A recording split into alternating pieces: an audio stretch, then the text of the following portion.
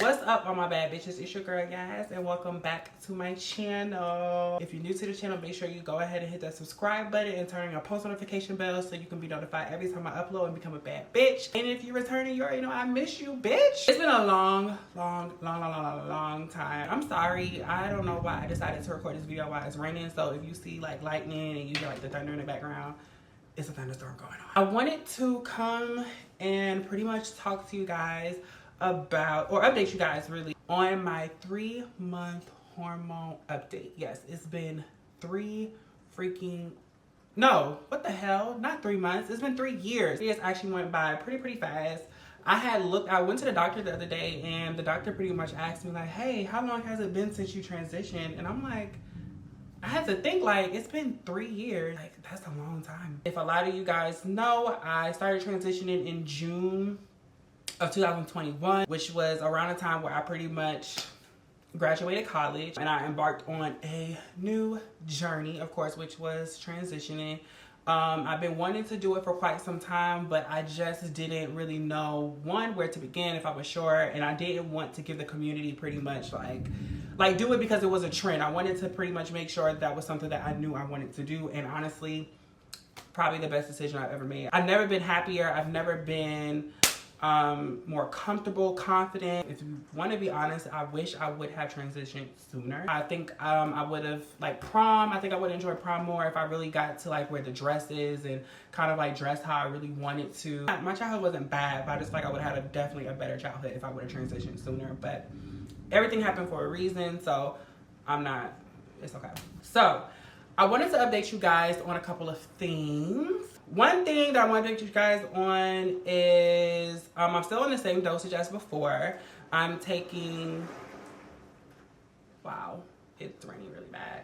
I'm taking 3 let me actually go get it. I'm on the same dosage as last time. I'm taking 2 100 milligrams of spironolactone every day, and I'm taking 5 2 milligrams of estradiol every day. So in total, that's 10 milligrams of estradiol and 200 milligrams of spironolactone. Lately, I have been I haven't really been consistent when it comes to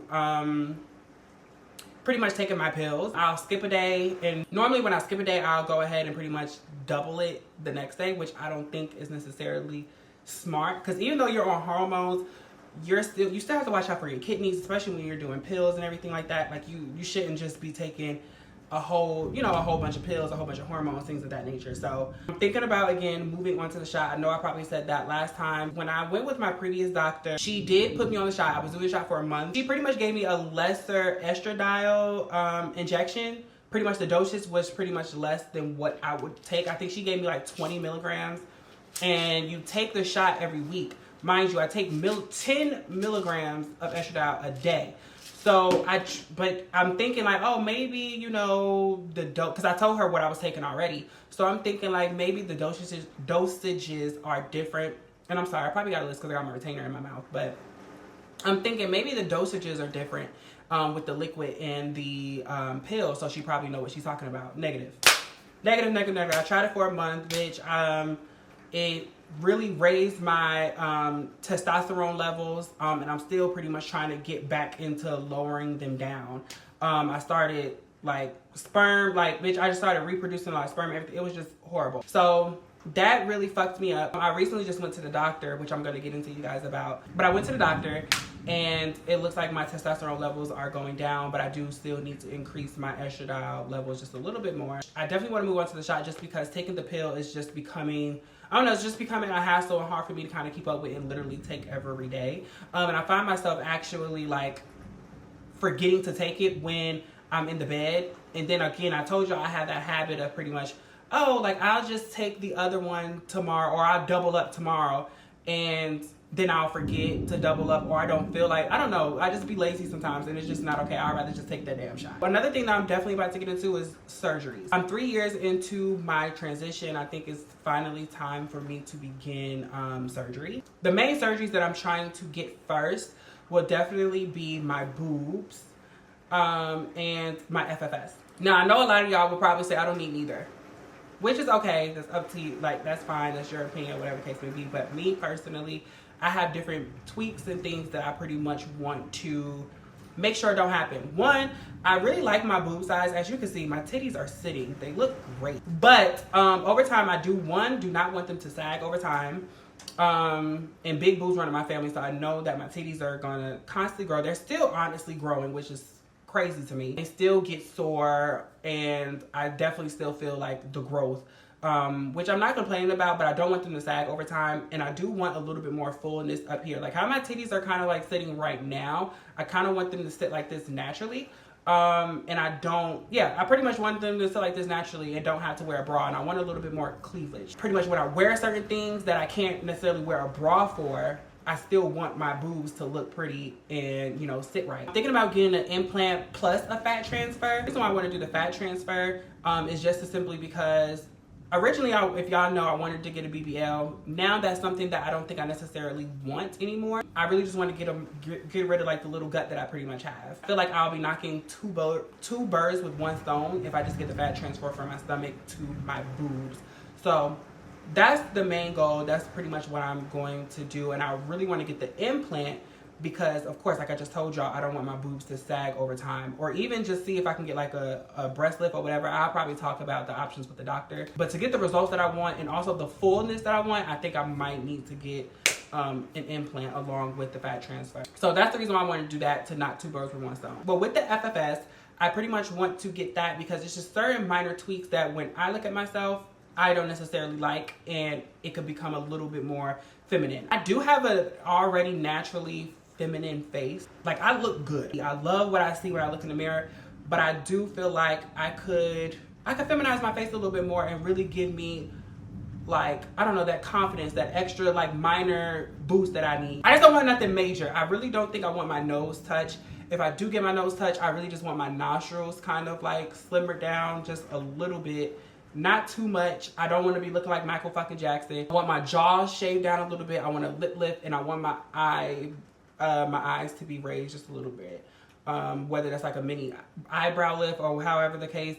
I want my eyes raised a little bit, and I want my forehead shaved down. Those are the main things that I pretty much want to get done when it comes to FFS. So I don't really want like anything major to pretty much take on. I honestly am scared of that shit, to be completely honest. But I'm gonna just go to my consultations. I have a consultation for my FFS in October, and I have a consultation for my I have a consultation for my FFS in October, and I have my consultation for my boobs in March of next year. So I'll be taking you guys with me on that journey, of course. If you guys want to know, like, you know, how I'm feeling and everything, I feel very good.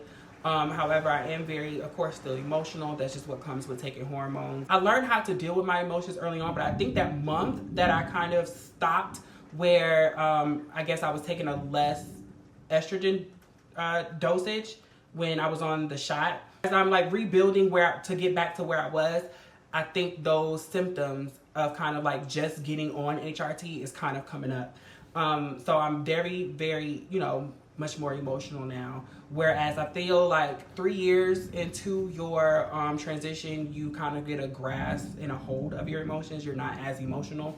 But, you know, I decided to, well, the doctor didn't know what the hell she was talking about. So now it's kind of like I'm getting everything back to where it was. So, of course, I'm going to be very emotional. What else? I'm gaining weight.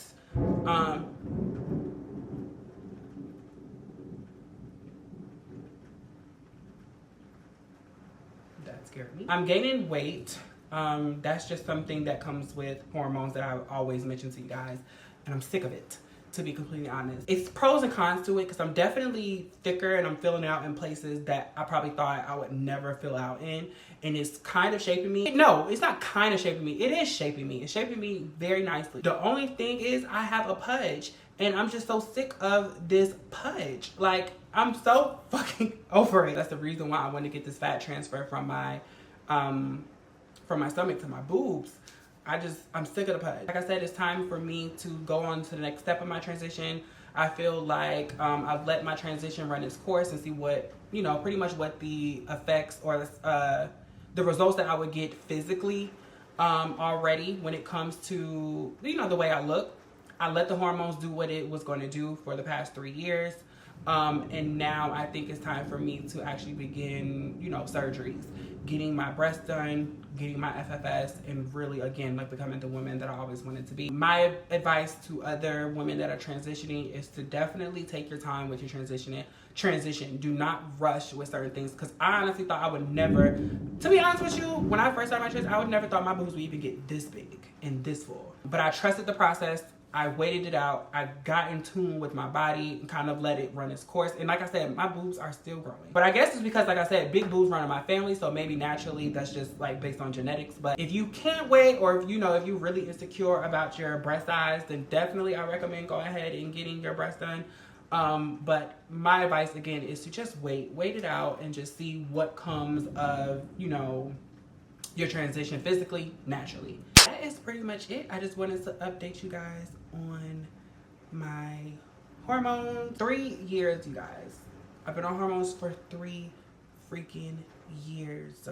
And I have to say again, it's probably the best decision I've ever made. But I'll see you guys in my next video. Thank you guys for watching, and I love you so much.